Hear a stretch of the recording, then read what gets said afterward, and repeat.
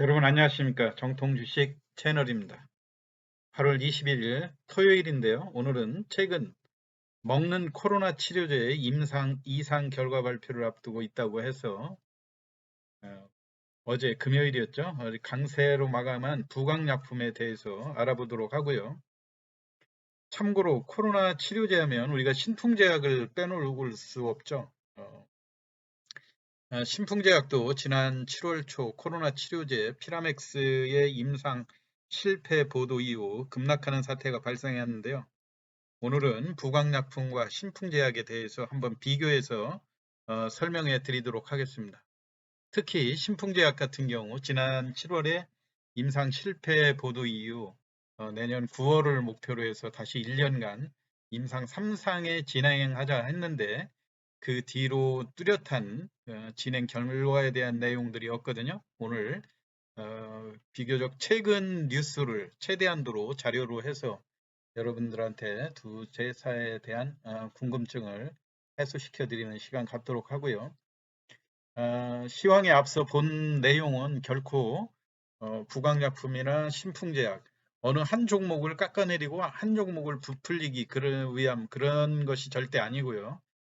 지금 현재까지 회사에 나와 있는 보도 내용이라든가 또는 상반기 실적 이런 것들을 토대로 해서 가감없이 분석을 해드리겠으니까요. 물론 운영자의 주관적 분석일 수도 있고요. 여러분이 매매에 참고하시되 최종 판단과 책임은 회원님께 있음을 양지하시기 바랍니다.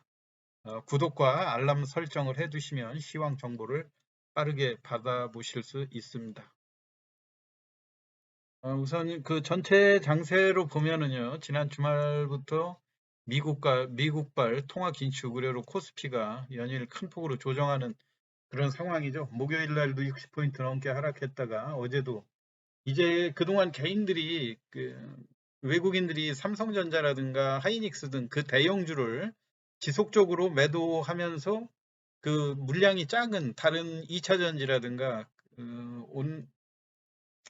그 반도체 그 부품주들 그런 쪽에 비교적 소형주라고 볼 수 있는 거죠. 그런 쪽을 끌어들이는 반면에 개인들이 무리하게 삼성전자라는 그런 그 대형주에 대한 맹신으로 이쪽을 집중적으로 매수하다 보니까 최근에 확연하게 매수 여력이 딸린 듯한 그런 모습을 보여요. 그래서 외국인과 기관이 조금 거들어주지 않으면 지수가 어떻게 방어할 틈이 없이 계속해서 하락하는 그런 모습들을 보여주고 있기 때문에 오늘 제가 그 부강약품과 그 신풍제약에 대해서 설명하는 그런 배경도 지수 하락기에는 아무래도 지수하고 역행해서 많이 올랐던 대형주 재료가 있다고는 하지만은 결국에는 나중에 그 개별 종목 장세로 전개될 가능성이 크거든요. 그렇기 때문에 개별 낙폭과대 개별 종목 특히 이제 재료가 수반되는 그런 종목이면 훨씬 더 유리하겠죠. 그런 측면에서 오늘 혹시라도 이제 어제 보도가 됐던 부강약품의 이 먹는 코로나 치료제 이 임상 2상이 9월 말에서 10월 초에 회사가 발표한다고 하는데 물론 현재 주가도 과거 고점 4만 5천 원, 6천 원대까지도 올라갔던 회사가 최근에 2만 원대까지 하락돼 있기 때문에 뭐 어, 물론 성공하고 긍정적인 결과가 돼서 상용화에 성공한다고 그러면 엄청난 그 효과가 있고 주가도 상승하는 그런 상황이 될 수 있겠죠. 그러면은 과연 그 이 부강약품이 과거에 일으켰던 제2의 신풍제약 신드롬으로 연결될 수 있을지 관심사가 아닐 수 없다고 생각이 됩니다. 우선 제가 신풍제약에 대해서 지난번 실패했을 때 그 내용들을 다시 한번 그 업데이트를 해봤고요. 이제 간략히 말씀드리면 피라맥스는 항말라리아 치료제고 코로나 치료 효과가 검증 절차가 진행이 됐었는데 일단 임상 2상 결과에 유의성 확보가 실패했다 이렇게 나왔었죠. 투여군 그 약을 투여한 52명과 투여하지 않은 58명 이 경증, 중등증 환자들을 대상으로 해서 과연 중증으로 진화할 가능성이 어떻게 되느냐 이걸 비교 실험하는 거였는데 약을 투여한 투여군에서는 2명만이 중증으로 갔는데 투여하지 않은 의약 대조군에서는 5명이 중증으로 갔다. 이것만 봐도 2.5배 이상의 그 효과를 줄인 거 아니냐 이렇게 회사 주장을 했는데 너무 그 수치가 어, 좀 신뢰도를 갖기에는 뭐 목표치에 미달된다 이렇게 해서 결국은 실패했던 거 아닙니까? 그래서 회사가 지금 임상, 이상 목표치는 미달이지만 3상의 시험을 계속해서 진행하겠다. 이런 이야기예요.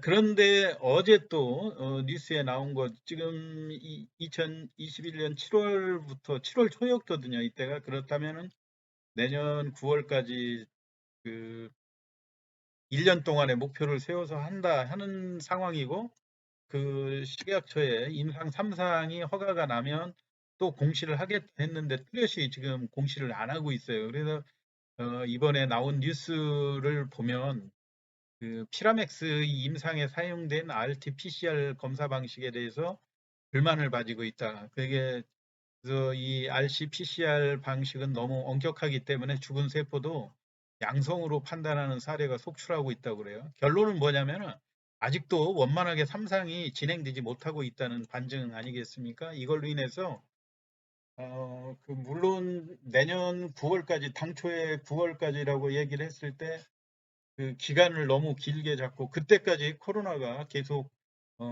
있을 건지 이 투자자들이 1년을 넘게 기다려 줄 수 있는 건지 이런 반론들도 많았지 않습니까?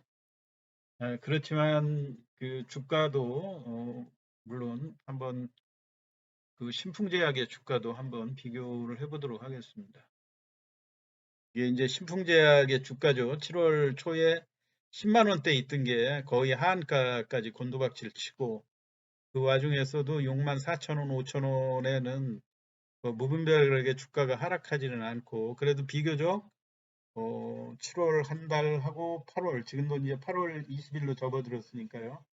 2달 가까이 요 가격에서 버티면서 8월 초에 들어와가지고는 다시 코로나 3차, 4차 팬데믹하고 또 델타 변이 바이러스라든가 이런 걸로 미국도 그렇고 확진자가 우리도 이제 2천 명이 넘는 그런 급증세를 보이고 있지 않았었습니까? 그러다 보니까 이 코로나가 아주 없어지는 게 아니라 결국 우리가 코로나와 더불어서 살아야 된다. 이런 의견들이 많이 나오는 거 아닙니까? 그러다 보니까 결국은 처음에는 내년 9월이라고 그러면 너무 먼 시절인 것 같아도 벌써 한 2달이 정도 지났고요. 일단 좋은 결과만 나오면 어, 그런 대로 감내할 수 있다는 분위기에서 주가가 버텼었겠죠. 근데 최근 들어와가지고 또 기사 내용에 저렇게 임상 3상이 원활하게 진행되지 못하는 그런 기사들로 인해서 주가가 조금 생각보다는 신풍제약의 주가가 원활하게 반등하지 못하는 그런 상황으로 접어들었어요. 그 반면에 지금 부광약품이 이런 때에 바로 다음 달에 그 먹는 코로나 치료제에 대한 임상 결과를 발표하겠다고 하니까 대중의 관심이 부광약품으로 집중될 수밖에 없는 거죠. 그럼 부광약품에 대한 기사 내용도 간략히 요약된 것을 보도록 하겠습니다. 부광약품은 레보브이르 CLV203인데요. 이게 모든 임상 이상 결과를 마무리하고 발표가 임박했다 해서 어제 장중에 급등 양상이 나타났는데 일부 회사의 공식적인 견해가 아니다 이런 것들이 시장에서 흘러나오면서 고점이 어제 21,600원까지 갔다 종가는 19,300원에 다소 플러스 5% 정도로 마무리되는 그런 내용이었죠. 이제 앞으로의 경과 과정을 지켜봐야 되는데 여하튼 지금 온통 코로나로 인해서 백신도 부족하고 코로나 극복으로 해서 온 국력을 집중하는 이때 입원 없이 단순히 가택, 자택에 머물면서 경구용으로 치료제가 나온다고 한다면 이거보다도 더 반가운 소식이 될 수가 없겠죠.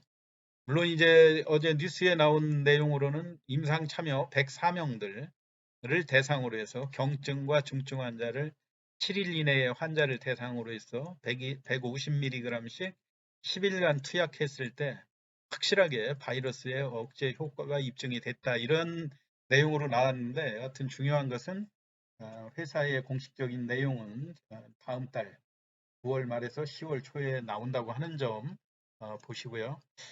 그렇다 하더라도 아까 신풍제약하고 비교한 거 보다는 주가가 물론 이것도 작년 이 먹는 코로나 치료제 부강약품에 대한 기사도 어제 처음 나온 거는 당연히 아니죠. 작년부터 꾸준히 나왔었고 그 간염 치료제와 더불어서 기사화됐던 내용이긴 한데 이번에 여하튼 긍정적인 내용이 나와줬으면 좋겠고요. 이쪽으로 어제 대량 거래가 되면서 주가가 관심들 집중됐던 그런 내용들도 어제 이제 1600만 주 정도가 거래되지 않았습니까? 이런 상황도 설령 또 지금 신풍제약처럼 실패했다고 할 가능성도 얼마든지 있겠죠. 그렇다 하더라도 주가가 2만 원 밑에면 회사의 그 기본적인 펀더멘탈 측면에서 보유해봐도 큰 위험 부담이 없는 가격대고 하니까 이쪽으로 집중하는 거고요.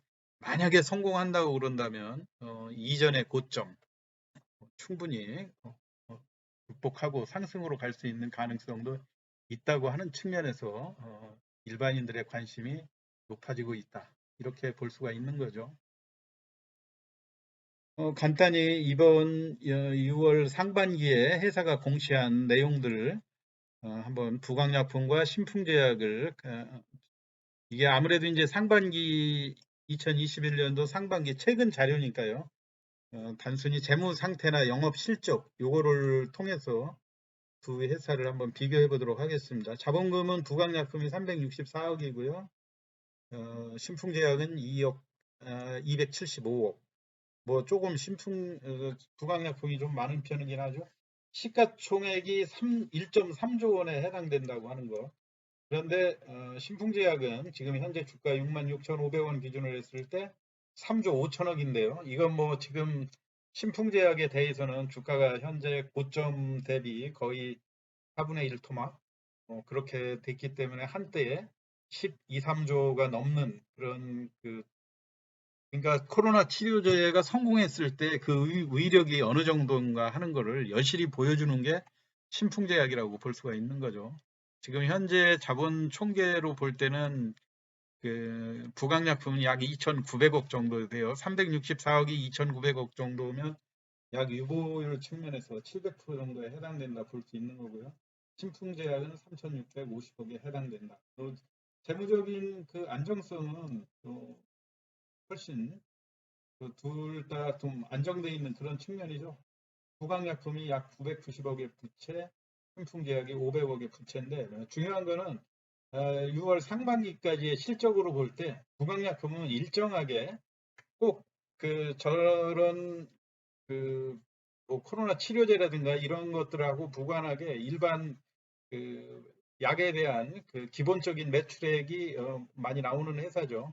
800억이고 그다음에 흑자가 영업이익이 16억 정도 발생하고 그다음에 순이익이 4억 6천 정도 비교적 선방했다 그렇게 볼 수 있겠죠. 반면에 신풍제약이 미미한 숫자긴 하지만 매출액은 860억으로 부강약품과 조금 상회하는 수치이긴 하지만 이 860억의 매출액에도 영업이익이 적자로 전환됐다고 하는 점이 약간 눈여겨볼 상황이 아닌가 생각이 돼요. 여하튼 이 정도의 수치는 큰 수치가 아니기 때문에 뭐 그렇게 신경이 쓰이는 그런 대목은 아니지만 여하튼 이런 이런 상황에서 부강약품이 이번에 다음 달에 발표하기로 된 먹는 코로나 치료제의 현재의 주가 수준이라든가 또는 코로나 백신으로 처한 국내의 이런 위기 상황들을 감안해 볼 때 훨씬 중요도 관심도가 높아질 수밖에 없다고 하는 측면들 그런 걸 간략히 보도해온 내용들을 중심으로 해서 요약해서 설명드렸습니다. 여러분들 참고해 보시기 바라고요. 투자에 참고하시기 바랍니다. 오늘 편안한 주말 보내시기 바랍니다. 이상 마치겠습니다. 감사합니다.